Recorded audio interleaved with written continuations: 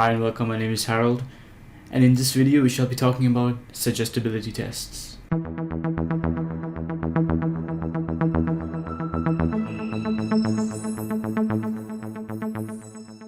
So essentially, suggestibility tests are techniques which can be used to test one's suggestibility. Now, these suggestibility tests have caused quite a bit of controversy in the hypnotherapy world because some people think that these tests should be used, whereas another group of individuals think that these tests should not be used. However, they do have an important role in the field of research, as these tests would allow us to group individuals into cohorts of low suggestibility, medium suggestibility, and high suggestibility. Therefore, research can be carried out on these groups of individuals depending on what techniques and approaches are used to see how they affect different levels of suggestibility and so on. So they do have a role in research, however, they don't quite have much of a use in the therapy room. The reason is, if you happen to do a suggestibility test with one of your clients and it fails, now your client might adopt a belief that the therapy won't work. And if that belief is strong enough, your therapy may fail. And that's obviously something that you don't want. Also, some of these tests can be a little bit frightening to certain individuals, and creating these unnecessary feelings of fear is not something you want to bring into your therapy room. So it is for these reasons that one would avoid using suggestibility tests in the therapy room. So now we're going to take a look at a selection of these suggestibility tests and give you a brief overview of how you would do them and how they work. And sometimes you might actually see these suggestibility tests being used by stage hypnotists. It's often used by performance hypnotists, and even by some religious evangelical practitioners, often on television. You see these programs, and these sorts of tests are used by these individuals as well. So one thing to keep in mind is they do have a long history and go all the way back to John Hartland, way back in the 1960s. So the main thing to keep in mind is they do have a very important role in research, however, not so much in the therapy room. So let's look at the first suggestibility test, and is known as the hand clasp test. So in this test, we essentially ask the individual to clasp their hands like this, and imagine that their hands are like a heavy metal vice, clasping stronger and stronger together. So you actually have this in detail in your notes, so let's actually take a look at the script and go through it together. Okay, so you would ask your subject, clasp your hands tighter and tighter together, and you will feel your fingers gripping more and more firmly. And as you do so, I want you to picture a heavy metal vice and imagine the jaws being screwed tighter and tighter together. And now picture that vice in your mind and concentrate on it. And as you do so, you will imagine that your hands are just like the jaws of that vice, being screwed together tighter and tighter together. As I count up to 5, your hands will become locked together tighter and tighter, and when I reach the count of 5, they will be so tightly locked together that they will feel just like a solid block of metal. And it will be difficult or impossible for you to separate them. 1, tightly locked. 2, tighter and tighter. 3, very tight. Your hands feel as if they are glued together. 4, the palms of your hands are locked tightly together. 5, they are so tightly locked that it will be impossible for you to separate them. Until I count from 5 to 1, the harder you try to separate the palms of your hands, the tighter your fingers will press upon the back of your hands, and the tighter your hands will become locked together. So the tighter your subject's hands are locked together, the more suggestible the subject is. So this is the way that you would ascertain the degree of suggestibility of this subject. Okay, so once you have assessed how tightly clasped your subject's hands are, you should tell them that you will release them, and you want to do this gradually. And you can simply do this by saying, as I count down from 5 to 1, with each number that I count down, you can allow your fingers and your hands to simply relax and return back to normal, allowing all normal sensations to return back to your hands on the count of 1. And then you will slowly count down 5, relaxing more and more. 4, sensations returning back to your hands. 3, relaxing more and more. 2 and 1, all normal sensations have returned back to your hands. You can move your hands, get them to stretch their hands, move them around, and you would do this in a gradual manner to return them back into their normal state of awareness. So that was the hand clasp test, and now we shall be moving on to what's known as the postural sway test. Okay, so these are the sorts of tests that you would see often in evangelical religious programs on television. And to do this technique, you would simply ask your subject to stand with their heels and toes together, their body straight, and their shoulders back, their hands by their sides, and their eyes closed. Tell them to imagine that their feet are stuck to the floor, but their body is free to move backwards, forwards, as though they were hinged at the feet. Say that they will probably begin to feel unsteady after a little while, and that they don't really have to worry because you will catch them if they fall. And you could even ask a third person to stand behind them for added safety if you wish. So just let yourself drift, and then remain silent for a while, watching for the slightest sway.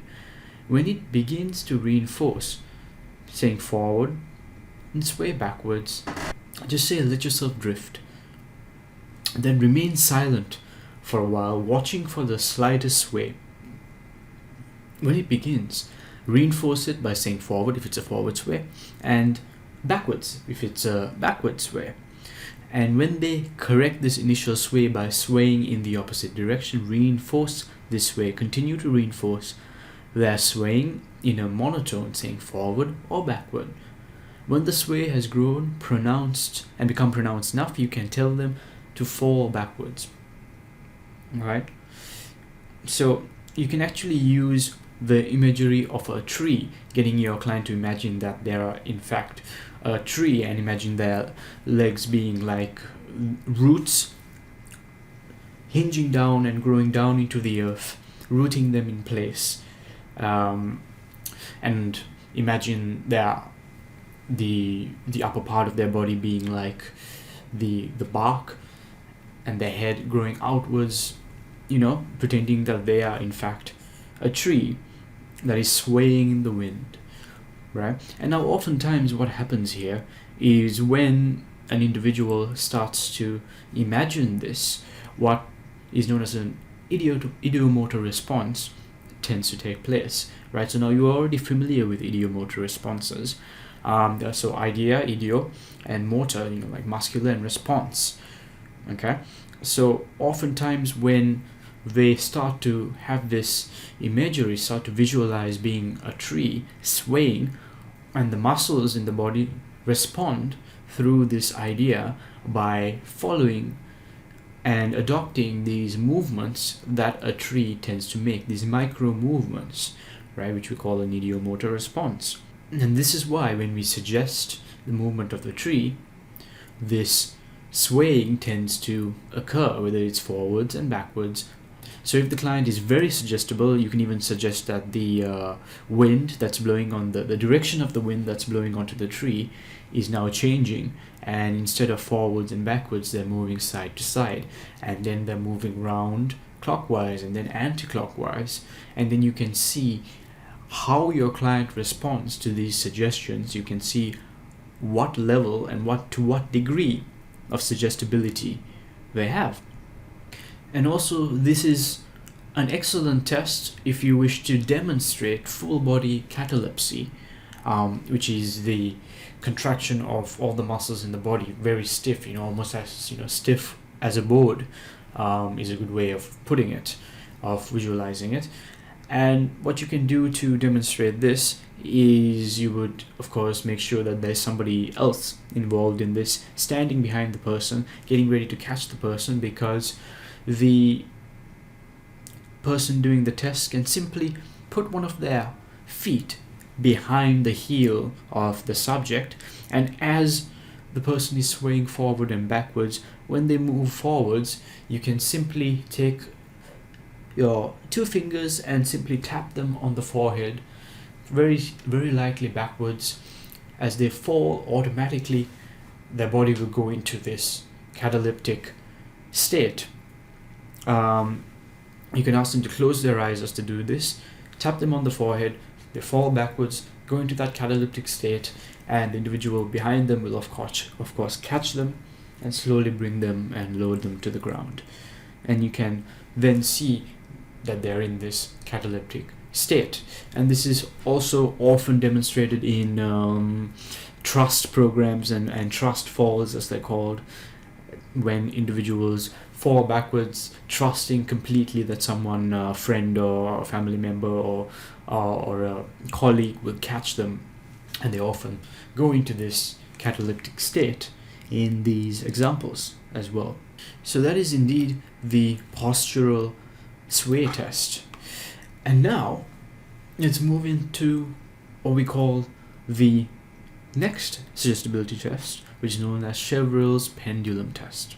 So this is a very simple test, and you will just get your subject to sit at a table with one forearm resting on the surface, with their elbow of the other arm resting on the table, and with the forearm vertical, and holding a string with a pendulum attached of some form. So you can, maybe it could be a crystal at the end of the string, it could be a coin, it could be someone's ring. You can use, it could even be a necklace, right? It could be anything that would resemble a pendulum. You would place on the table a piece of paper with a circle and an equal-armed cross drawn in the center. So a circle with an equal-armed cross, and that would be drawn on the paper and placed on the table, with the pendulum above it, directly above the center of that equal-armed cross. So you would make sure the pendulum is hanging straight down and not moving, and you would have your subject imagine that the pendulum is swinging back and forth, ensuring that your client is staring at the piece of paper, maybe even following the horizontal line back and forth with their eyes. And they may begin to notice, and you may begin to notice, that the pendulum too is beginning to move back and forwards, and then you can suggest that it's moving left to right, and the pendulum may begin to do so, and then you may suggest that it's going clockwise, it's going anti-clockwise, and it stops in the center, and it does. So this is another suggestibility test, a very easy one, and oftentimes what's happening here is when you are giving the suggestion to the individual of this form of movement taking place, what happens is also the client's gaze is fixated on that piece of paper and on that equal arm cross. And for this reason, when they begin to imagine that those movements are taking place, that the pendulum is moving in that fashion, tiny micro movements on their fingertips tend to take place that simulate these movements, whether it's left or right, forwards or backwards, clockwise or anti-clockwise, and move along the pendulum, and the pendulum tends to replicate this movement, right? So the degree of this movement and how easily this takes place would allow you to ascertain their level of suggestibility. So this highly depends on your subject's ability to remain fixated and do the visualization and follow what you are saying. So this is a can be a very simple suggestibility test, and it's definitely less scary compared to the other tests, and can also be a little party trick which can be done. And oftentimes you would see stage hypnotists use this all the time, but it's also used in various spiritual traditions for certain divinatory practices, such as pendulum dowsing, and getting certain forms of answers from the unconscious mind, because it can be used as a way of communicating and asking the mind certain questions. And finally, we shall move on to what's known as the eye roll suggestibility test. Now, this suggestibility test tends to cause a little bit of strain in the eyes of the individual, and is a little bit scarier in comparison to the other tests. The reason for this is because we are getting the subject to close their eyes and look upwards to the top of their head, and we are giving suggestions that their eyelids are getting stuck together and that they are not able to open their eyes. And you can see how this could be a little bit frightening for certain individuals. So let's take a look at the script of this technique. Okay, so you would ask your subject, look towards me, and with your head in that position, I want you to roll your eyes up into your head, as if you were looking at a spot on the top of your head, and continue to look at that spot even after you close your eyes. Let them close and continue to look at that spot, and you can now feel your eyelids sticking tighter together, tighter and tighter,